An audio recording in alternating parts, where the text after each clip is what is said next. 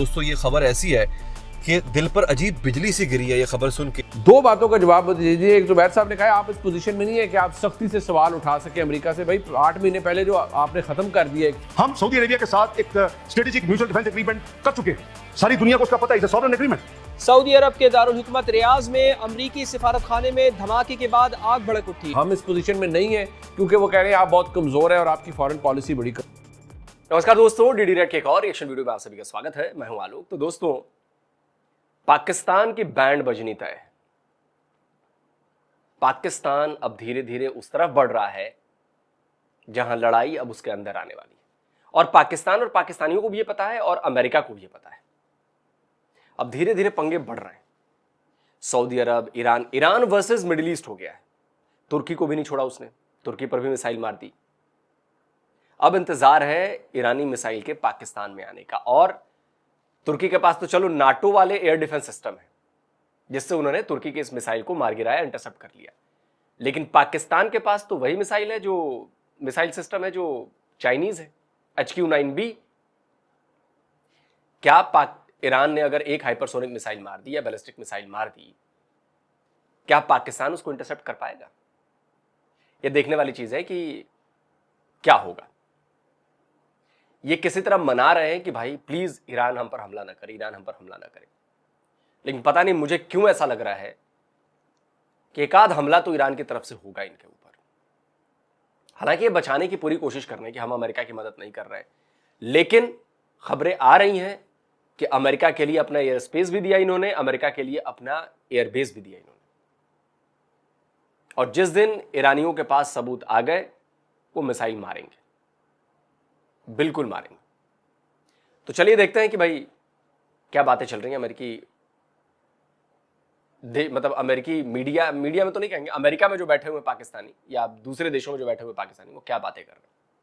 General उसमें colonel Douglas McGregor ने ये कहा और मुझे लगा कि वो एग्जैजरेशन कर रहे हैं, क्योंकि उन्होंने ये कहा कि अमेरिकन बेसिस जो हैं मशरक़ वस्ती के अंदर वो डिसफंक्शनल हो गए हैं और हमारी सूरत हाल ये है कि हमें इंडिया के पोर्ट्स के ऊपर फॉल बैक करना पड़ रहा है। इस वक्त अमेरिकन नेवी की जितनी भी सप्लाई लाइन है, जो उनके लॉजिस्टिक्स हैं और बड़ी ह्यूज कॉस्ट पे वो इंडिया के साथ जो लिमोवा एग्रीमेंट्स किए हुए थे लॉजिस्टिक और कॉपरेशन के, उनकी वजह से इंडियन पोर्ट्स को इस्तेमाल किया जा रहा है।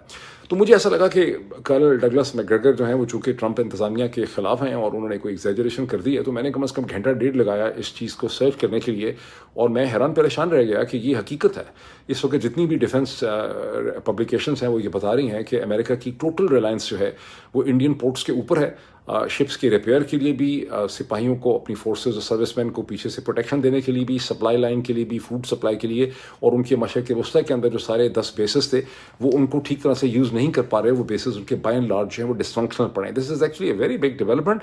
मैं कभी भी नहीं सोच सकता था कि ईरानियन ड्रोन्स या ईरानियन मिसाइल्स जो हैं वो इतने मतलब इफेक्टिव साबित होंगे। उन्होंने इतनी तैयारी जो है उसकी की हुई थी। बहरहाल अमेरिकन जो ईरानियन ड्रोन्स हैं उन्होंने अब देखिए, ये लोग जानबूझकर ये फेक न्यूज दे रहे हैं। ये फेक न्यूज है, ये फेक न्यूज है जिसको बढ़ावा दिया गया है कि यूएस नेवी के जो शिप्स हैं या जो भी चीजें हैं वो इंडियन पोर्ट्स पे हो रही हैं। कोई एक सबूत तो दे दो यार। मेरे कहने से कि मोहित पीरजादा एक नंबर का दोगला और पागल आदमी है, क्या आप साबित हो जाओगे इससे? नहीं होगे। ये शब्द आपको बड़े खराब लग रहे होंगे, लेकिन इसी लैंग्वेज में आप लोग को बात समझ में आती है। आप लोग जिस तरह से सोफिस्टिकेटेड लैंग्वेज में और हाव भाव में अपने आप को इंटेलिजेंट बताते हो ना, एक्चुअली आप लोग हो नहीं। आप मुझे सबूत दो। हाँ, ये बात सही है कि जो अमेरिकन यूएस आर्मी का जो फॉर्मर है कर्नल डगलस जो भी है मैकग्रेगोर, उसने कहा किसी रिटायर्ड बंदे की बात पर आप जो मौजूदा कॉन्फ्लिक्ट चल रहा है उसमें सबूत तो दोगे। आप बताओ कि कौन सा शिप यूएस नेवी का किस भारत के पोर्ट पर आया, वाइजाग में आया, मुंबई पोर्ट पर आया, द्वारका पोर्ट पर आया, किस पोर्ट पर आया है, कोच्चि पर आया, किधर आया है? नहीं बता पाओगे। तो ये लॉबिंग करके ये प्रोपेगेंडा करवाना इन लोगों ने शुरू कर दिया जिससे ईरान का ध्यान भारत के खिलाफ चला जाए। ईरान भी जानता है। देखिए, डेक्कन हेराल्ड ने खबर दी है कि West Asia conflict is US using Indian ports to strike Iran, India calls it baseless and fabricated. Bharat ने एक सिरे से नकार दिया है। सबूत दे दो यार, सिंपल सी बात है। एक किसी शिप की फोटो दिखा दो, बोलो कि भाई साहब ये आया है, उसकी मूवमेंट चेक। भाई वो तो ट्रैक होती है मूवमेंट्स, अब बता दो कि भारत के किस पोर्ट पर आया। और एमईए ने, ये एमईए का ट्वीट है, ये क्लियर लिखा है कि fake news alert, ministry of external affairs fact check official claims being made on ON, a US based channel, that Indian ports are being used by the US Navy are fake and false. We caution you against such baseless and fabricated comments. और ये हम सब जानते हैं कि America में पाकिस्तान किस तरह से लॉबिंग करता है इस तरह की फैब्रिकेटेड न्यूज डलवाने के लिए, और अमेरिकन से वो पैसे लेते हैं, वो बयान दे देते हैं। सबूत तो दे दो। इसीलिए कहा गया है कि बिल्कुल गलत है, फेक न्यूज है। और जिनको लग रहा है कि नहीं फेक नहीं है, तो भाई आप बता दो, फिर आप सीधी सीधे बता दो कि भाई कौन सा पोर्ट यूएस नेवी के किस शिप को उसने बना दी है और ओवरवॉलिंग चल रही है, जो भी है, वॉटेवर। ये बेसिकली नैरेटिव बनाया जा रहा है ईरान और भारत को एक दूसरे के खिलाफ करने के लिए। यूएस एम्बेसीज और कॉन्सुलेट्स पे अपने अपने हमले जारी रखे। पहले हमें खबर आई थी कि सऊदी अरब के अंदर जो अमेरिकन एम्बेसी है वो जल गई है। उसके बाद हमें अब मेरे ख्याल से चंद घंटे पहले मुत्तहिदा अरब अमारात यूएई में भी यही सूरत हाल हुई है, और भी बहुत सी जगहों पर यही सूरत हाल है जहाँ अमेरिकन कॉन्सुलेट्स और एम्बेसीज जो हैं वो अब डिसफंक्शनल हो गई हैं, बिकॉज उनके ऊपर ईरानियन ड्रोन्स मसलसल जो है हमले कर रहे हैं और वो उनको रोक भी नहीं पा रहे। ये भी वैसे बड़ी इंटरेस्टिंग बात है कि अब ये रोक भी नहीं पा रहे हैं इन ड्रोन्स को। अब बस यही है कि यकीन कर लें कि चलो जन्नत को मिल जाए, उस पे भी ये शिया है, हम क्या कह सकते हैं। So I think this is bad. मेरे पास एक सवाल है, आपका सऊदी अरेबिया के साथ जो डिफेंस पैक्ट है पाकिस्तान का, उसका क्या हुआ? मतलब ईरान तो अटैक कर रहा है सऊदी अरेबिया को, is Pakistan going to go and defend Saudi Arabia from Iran? देखिए सिंपल सी बात है डॉक्टर साहब इसमें कि this is a leadership judgement call कि वे डू दे थिंक कि जी Pakistan needs to come, that is one thing. If they ask us to come we will go, no matter if it is yes, no matter if it is Iran और whatever, because अगर आपने ये मुआहदा किया हुआ है तो देन इट इज अगेंस्ट। आपने अगर सऊदी डिफेंस मिनिस्टर की स्टेटमेंट देखी थी, an attack on one is an attack on the other. So this is like हमने ईरान को, अमेरिका को, सबको कल। तो चीमा जी ये बता दीजिए कि जब अफगानिस्तान के खिलाफ आपके डिफेंस मिनिस्टर ने एक ओपन वॉर करार दिया, आपके डिफेंस मिनिस्टर ने ये ओपन वॉर करार दी ना, आप ही के डिफेंस मिनिस्टर ने कहा कि अब अफगान तालिबान के खिलाफ हमारी ओपन वॉर है, वॉर शुरू हो गई है, तो क्यों नहीं सऊदी अरब की फौज आपके साथ आई लड़ने? क्या कोई भेजा किसी को सऊदी अरब ने? कोई फाइटर जेट भेज दिए हो, कोई पर्सनल्स भेज दिए हो, कुछ और भेज दिया हो? ये आप लोग सिर्फ अपना गाल बजा रहे हैं, फेस सेविंग कर रहे हैं। और जिस दिन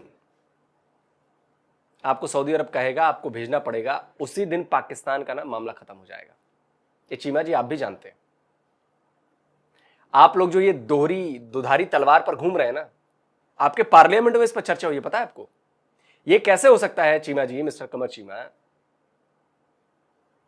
कि दो देश लड़ रहे हैं और पाकिस्तान दोनों के साथ करेंगे हम आपके साथ सपोर्ट में? How is it possible? यकीन नहीं आ रहा। लगाइए भाई, क्लिप लगाइए।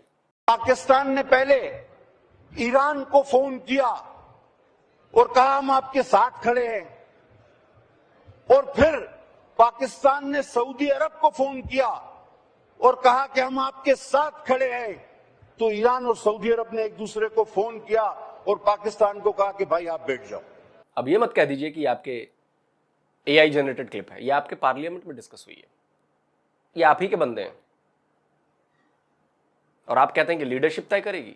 मैं तो चाहता हूं कि लीडरशिप तय कर ले और वो ईरान के खिलाफ सऊदी अरब में अपनी फौज भेज दे पाकिस्तान। मजा ही आ जाएगा, मजा ही आ जाएगा। को सबको कैलकुलेशन करके इसमें में बात की हुई है। पाकिस्तान के पंजाब, सिंध, कराची कॉन्सुलेट, लाहौर कॉन्सुलेट, कहाँ पर हमले हो रहे हैं।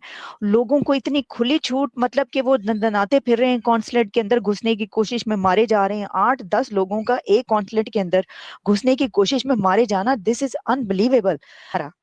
जी हाँ, देखिए ना, असल में आपको पता है कि पाकिस्तान की आबादी का एक अच्छा खासा सेगमेंट जो है वो शिया कम्युनिटी का है। हम्म। ठीक है। हम्म। तो अब ये जो कम्युनिटी है, ये जो जितने भी हंगामे मुजाहरे जो अब जो कल जो फसादात पूरे पाकिस्तान में हुए हैं, जिसमें अभी तक 27 से जायद लोग जो हैं वो मर चुके हैं। सर लेकिन इसमें देखिए शिया हम्म, कम्युनिटी आपको पता है हाँ, पीसफुल कम्युनिटी है, वो पीसफुल प्रोटेस्ट कर रही है। मुझे नहीं बिल्कुल नजर आया ऐसे कोई कि वो ऐसे लोगों के जो अपने मजहबी जज्बात की, वो तो लग रहे हैं कि जैसे पता नहीं कोई गुंडे हैं और इस तरह कर रहे हैं। मुमकिन है आपकी बात किसी हद तक ठीक भी हो। टीएलपी ये जैसे सर, जैसे है ना हाँ, टीएलपी जमाते हाँ, इस्लामी, इस ये टाइप के लग रहे हैं ये वो। होता लेकिन मुझे लगता है कि आलिया जी, आपने शायद वो वाली फुटेज नहीं देखी है जो कराची में अमेरिकन काउंसुलेट है, उसके भीतर जो, उसके बाहर से वहां पर लोग पिस्टल लेके आते और फायरिंग कर रहे थे। अब वो लगा नहीं सकता वीडियो में, वो वीडियो ट्विटर पे बहुत वायरल हुआ था। और उसके बाद उधर से फायरिंग आती है, 3-4 लोग मर जाते हैं जिनको टांग के लोग लेके आते हैं। खून खराबा इतना है कि वो वीडियो में लगा नहीं सकता। लेकिन आप सोचिए ना कि ऐसा नहीं है कि ये पीसफुल और ये वो कहते हैं कि चोर तब तक शरीफ रहता है जब तक कि वो पकड़ा ना जाए। जिस दिन पकड़ा जाता है वो चोर साबित हो जाता है। तो ये मत कहिए कि पूरी की पूरी कम्युनिटी पीसफुल है। भाई उसमें भी लोग होंगे जो उग्रवादी माइंड के होंगे, या ये भी हो सकता है, मैं इस बात को भी कह सकता हूं कि उनकी आड़ में कुछ दूसरे फसादी घुस गए जिससे इनको मौका मिल गया कि यार ये शिया लोगों को बदनाम कर दो। ये भी हो सकता है, ये भी पॉसिबिलिटीज है कि शिया प्रोटेस्ट जो कर रहे थे वो तो पीसफुल कर रहे थे, लेकिन कुछ लोग ऐसे ही। अब पाकिस्तान में तो शियाओं के खिलाफ साजिशें कोई नई बात नहीं है ना। शिया मस्जिदों में धमाके होते हैं, शियाओं को मारा जाता है, शिया काफिर काफिर के नारे लगते हैं।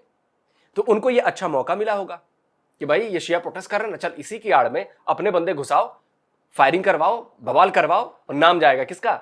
शिया लोगों का। ये भी पॉसिबिलिटी है। आपकी इस बात से तो अग्री करता हूं कि शिया बड़ी पीसफुल कम्युनिटी वाले लोग हैं, ये बस मैं बात से मैं अग्री करता हूं। कई सारे शिया मुसलमान मेरे दोस्त हैं। तो ये भी हो सकता है कि दूसरे गुट वालों ने कहा हो कि बढ़िया मौका है यार, चलो इसी में लुक जाते हैं, शिया मुसलमानों को बदनाम करते हैं, हमारे यहां तो इसका फायदा होगा। हुआ होगा। होता जाहिर है कि देखें, पहली तो बात है कि इन जनरल ही जब अवामी सतह पे आप इसराइल से नफरत, अमेरिका से नफरत, जब एट लार्ज, पहले तो आप देखें ना, आपकी पूरी आबादी में ये जहर फैला हुआ है। एग्जैक्टली। आपने उनका ये जेल बनाया हुआ है। उसके बाद एक ज्यादा सेगमेंट जो है जिनका एक मजहबी भी है, तकद्दस भी है उनका, ठीक है, उनका कोई मजहबी पेशवा था, इट्स ओके, अच्छा उनको ने भी। लेकिन अब ये कोई तफरी, जब हंगामा होता है पाकिस्तान में जब इस तरह के, तो जाहिर है कि ये जो anti America, anti Israel sentiment तो ऑलरेडी हर एक में, नॉन शिया में भी मौजूद है। ठीक है ना। तो वो हुआ ये है कि इसलिए लेकिन जाहिर है कि इसका जो मरकजी जो सारा रोल है वो बारह शिया कम्युनिटी का है। उन्होंने ही जुलूस निकाले हैं, वही निकले हैं। और जिन जिन इलाकों में शिया कम्युनिटी ज्यादा है, वहीं से ये सारे हंगामे वहां से फूटे हैं। लेकिन जाहिर है कि उनके साथ दीगर जो मेजॉरिटी सेक्ट हैं या आम पाकिस्तानी है, उनकी सबकी हमदर्दियां मौजूद हैं। ठीक है ना। वैसे तो नहीं है इस सर, वैसे वैसे तो शियों को मार मार के भुरकस बनाया हुआ है वहां पे। इस वक्त जो है वो खामनेई के उसमें सब रल मिल गए हैं। जी, ठीक है। वो देखिए, ये बताया ना कि पाकिस्तान को एक डिवाइसिव सोसाइटी है ये पाकिस्तान की ना, इसको तरह तरह के तरीकों से इसको तकसीम किया हुआ है। तो पता नहीं चलता कि किस वक्त कौन सा जो है ना वो चीजें मिला के और एक शो पैदा कर दिया जाए। चलिए दोस्तों, वीडियो खत्म हो गया। जाहिर सी बात है पाकिस्तान को इसकी कीमत चुकानी पड़ेगी। वैसे मजे की बात पता है क्या है कि जो डेथ टोल है due to US Israel and Iran war, उसमें सेकंड नंबर पर पाकिस्तान है। देखिए मैं आपको एक डेटा दिखाता हूं। देखिए थोड़ा सा 1-2 दिन पुराना डेटा है। ईरान में 146 लोग मारे गए हैं, पाकिस्तान में 36, इजराइल में 12, यूएसए में 3। मतलब यूएसए के 3 में नहीं, यूएसए के 3। अब जरा ये सोचिए कि पाकिस्तान का तो चलिए 146 ईरान में मरे तो ये समझ में आता है कि ईरान पर हमला हो रहा है। इजराइल में 12 मरे तो ये समझ में आ रहा है कि भाई ईरान ने रिटेलिएट किया है, मिसाइलें मारी हैं, इजराइल में मिसाइलें गिरी हैं तो उससे लोग मरे हैं। यूएसए में समझ में आता है कि भाई यूएसए के बेसेस हैं, मिडिल ईस्ट में है, बाकी जगहों पर है, यूएसए की फौज यहां पर मौजूद है, तो 3 लोग उनके मारे गए, ये बात समझ में आता है। पाकिस्तान में 36 लोग क्यों मर गए? क्या ईरान ने हमला किया पाकिस्तान पर? जवाब है नहीं। क्या अमेरिका ने हमला किया पाकिस्तान पर? जवाब है नहीं। क्या इजराइल ने हमला किया पाकिस्तान पर? जवाब है नहीं। तो फिर यूएस इजराइल ईरान वॉर की वजह से पाकिस्तान में 36 लोग कैसे मर जाते हैं? यह है जनाब पाकिस्तान। जंग से उनका कोई मतलब नहीं है, लेकिन सेकंड हाईएस्ट जो डेथ टोल है इस जंग की वजह से वो पाकिस्तान बन गया है, क्योंकि पाकिस्तान में इनब्रीडिंग की वजह से बेवकूफ लोग पैदा हो रहे हैं पिछले कई पीढ़ियों से, कई जनरेशन से, और वो समझ नहीं पा रहे हैं कि क्या, कहां पर क्या करना चाहिए और क्या नहीं करना चाहिए। इसी चक्कर में जान गई।